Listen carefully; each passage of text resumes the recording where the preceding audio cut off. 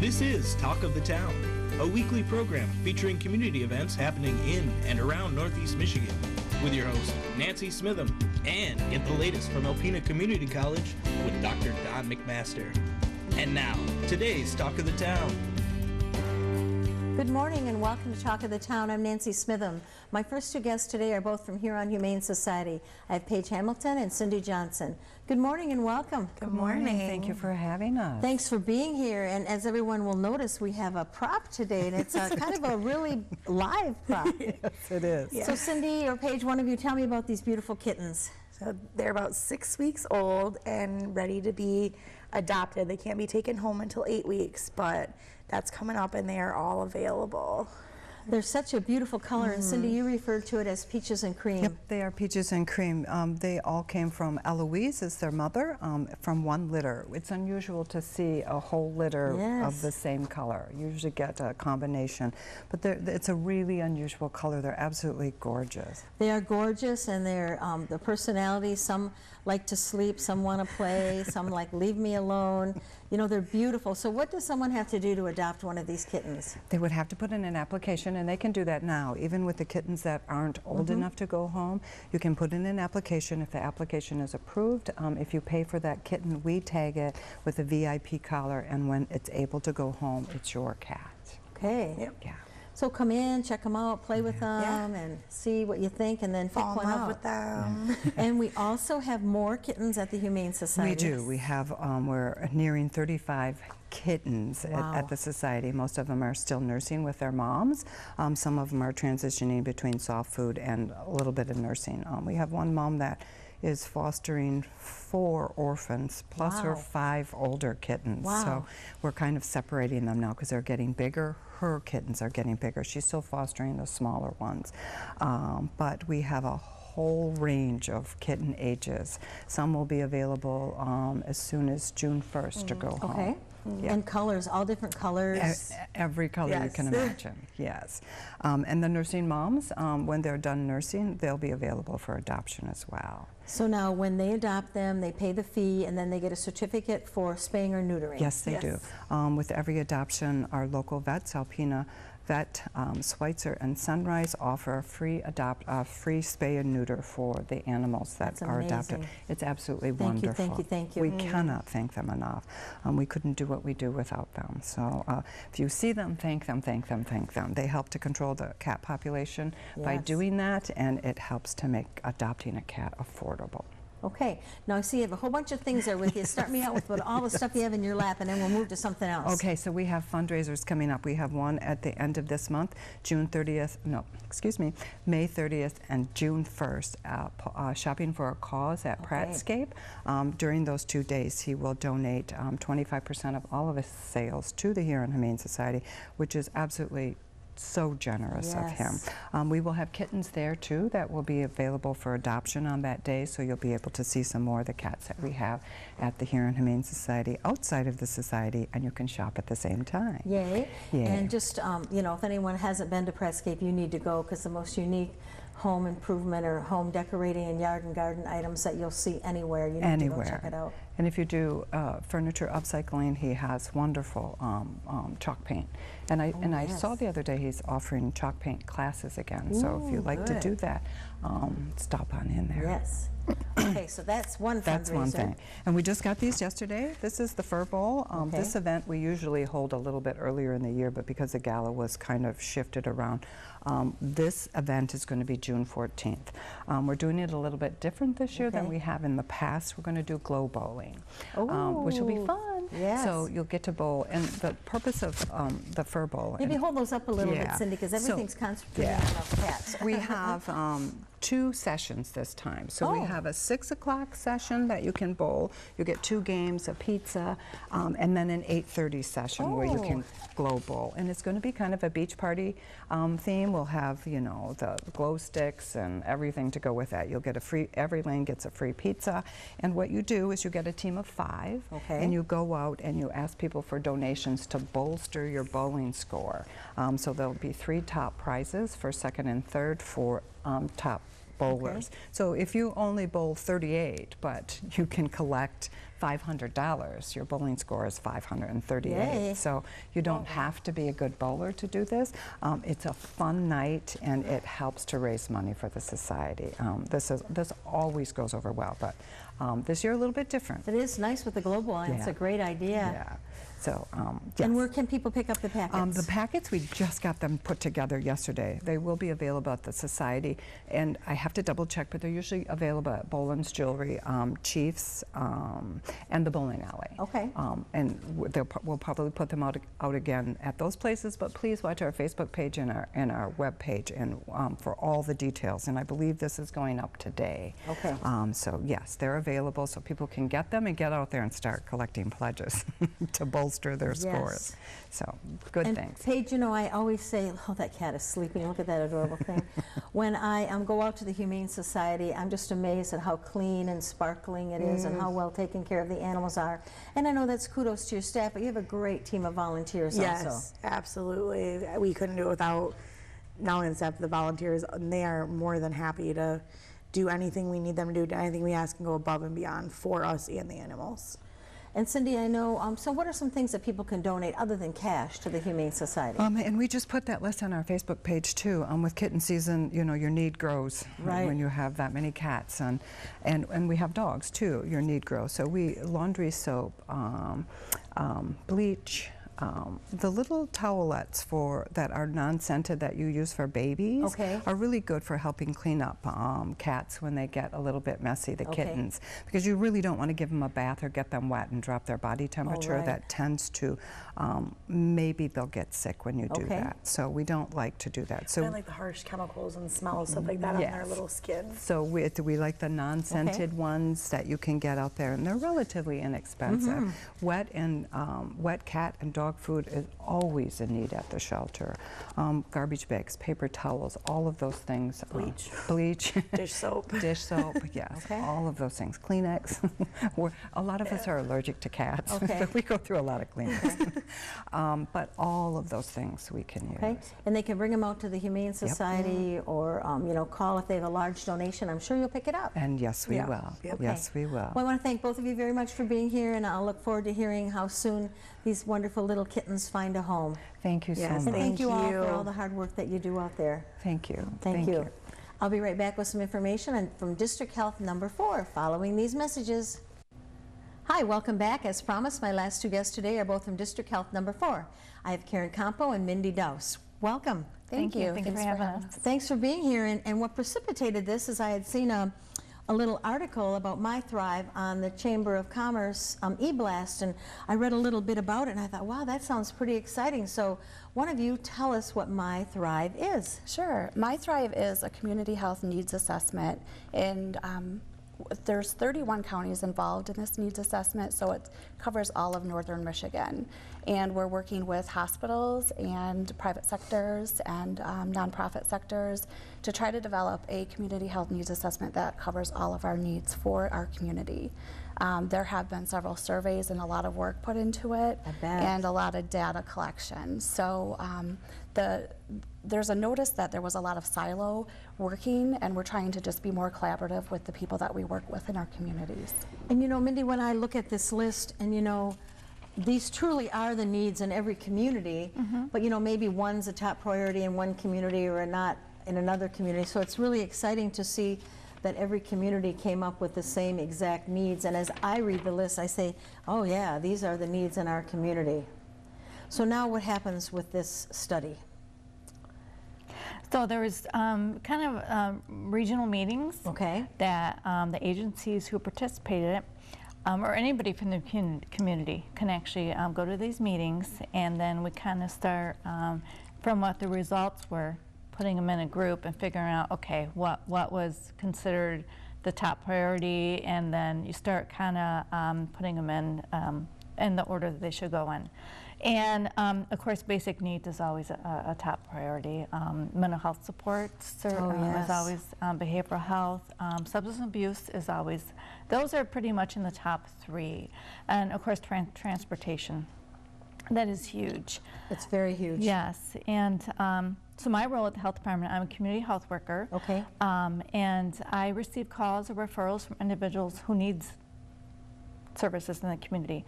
And I hook them up with agencies. I'll do the calling for them. I will, whatever their needs may be. Oh, that's wonderful. And then connect them with the agencies to get the help that they need. So. Now, are there any income guidelines or anything?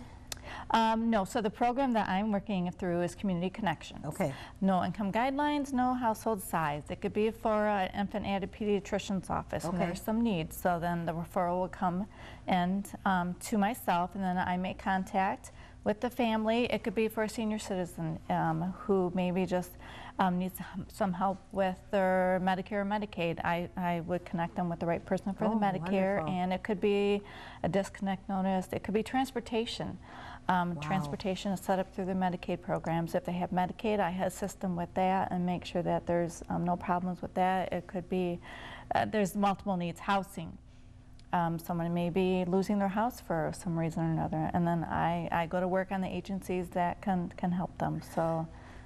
And you know, that's wonderful, because a lot of times navigating the system, filling out the forms, you know, as a younger person, that's hard to do. But if you're an elderly person or someone who's sick and you need certain medications and things, I can't even imagine trying to navigate that by yourself. Yeah. And everyone needs a voice. Everyone needs an advocate to help them to know what is out there available for them. So I stay very busy. I bet you do. I'm on the phone a lot, but I love the program because it's near and dear to my heart, and making sure that all the needs, what I can do, is met. Okay. So, so you're working with all the other agencies too, and Yes. nonprofit groups and organizations in our community. So how hard was that to get those all together? Well, we have been working on it, I believe, since 2018. Okay. And I want to give lots of credit to Carrie Fields, who is a staff person at Northwest Health Department. And so she's based out of like the Gaylord area, Okay. and she has been the one who has put all of this together and collected agency information and sent out you know, requests for them to attend conferences and meetings and strategic planning meetings and those events. She's done a phenomenal job, but it has been difficult. And you know, we just encourage anybody to continue to let us know what the needs are and to attend a lot of these meetings, because we're not done. The next stage for us is to put together an actual plan now, because Wow. we have with goals. So we do have the information, we've got the data to support what the needs are in our communities. And with the 31 region counties, our goal is to work on mental health and substance use. And then on a smaller scale, our idea is to work on basic needs. So really working then within our smaller districts to say, what can we do to make transportation easier or housing easier, you know, those types of entities that people struggle with every day. Our job is to make their lives a little bit easier. And you know, when I think of transportation, you know, I think of someone who doesn't have a license for health reasons or many reasons. They live quite a distance out of town. You know, how do they access childcare? How do they get food and groceries? How do they get a job and support their family? How do they have a social life? I mean, it's detrimental. And you know, I know what it costs to own a car, to have car insurance and have a car payment and put gas in that vehicle. And you know, sometimes you have to make a choice of, you know, food on the table or having transportation. And you know, I know some people can't see that or say, well, everybody has a car. It's not true. No, Correct. it's not true. It's not true. We have some very rural communities that, you know, here in Alpena, we're fortunate that we have the Navy transportation, Right.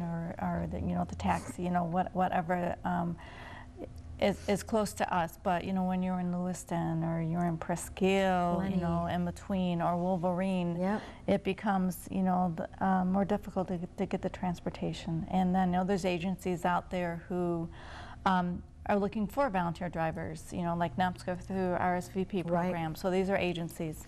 I learn something new at every meeting I go to. Wonderful. About every different agency, and that's something that I can take back to the community members that I work with. Or we have enough time for you to tell us about some of those other wonderful programs that District Health Number 4 does. Sure. So we have a lot of opportunities for the community. Immunizations is one of them. We schedule appointments, and we take private insurance. We take Medicaid insurance and those that have no insurance. We do have a breast and cervical program, so any woman who is underinsured or uninsured can come in and receive their breast cancer or their mammogram, their PAP as well, and then if there's any diagnosis, we can help them through services as well and continue to follow them through care. We have our reproductive health program, so we see low-income women, we see teens under a confidential service, we see males. That's one of the areas that we really want to work on, is trying to get them into services, because a lot of times men don't go in for care until they're really sick. So we want to make sure that they're coming in.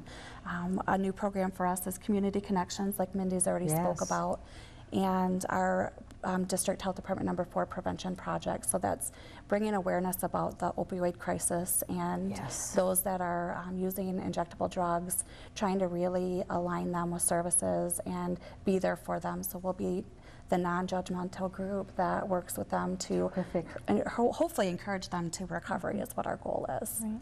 Wow, that's wonderful. So how do people get access to all of this wonderful information?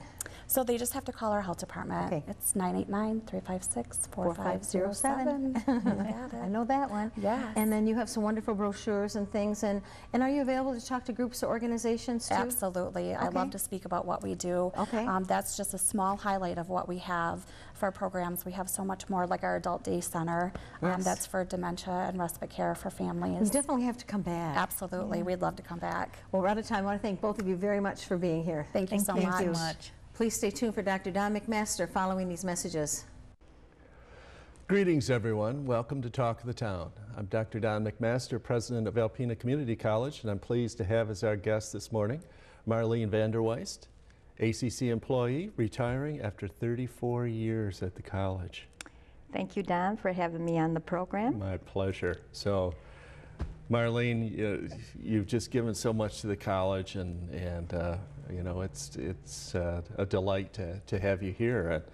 And one of the things that came out in our staff appreciation dinner was your early years working at the college and how much has changed.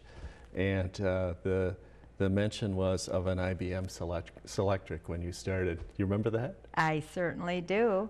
I remember typing on that Selectric typewriter and using the correction tape, and it's so much different than typing on a computer nowadays. So back when you started, this would have been like 85, 84? I started in December of 1984. 84. And so we weren't using computers then, were we? No, we weren't. Yeah. No, we were not using computers. So what did you think when you first walked in the door at Alpena Community College? Well, I was just so happy to become an employee of ACC. I started as a part-time foundation secretary, and the office was located in the Natural Resources building. And definitely, at least it was a Selectric IBM typewriter as opposed to a manual typewriter. So, yeah, it was a little different. It was, yeah. I've used those computers. They have the ball. Yes. Yeah, wonderful machines. And over the years, you've seen many things, many changes. 4 presidents. 4 presidents, yeah.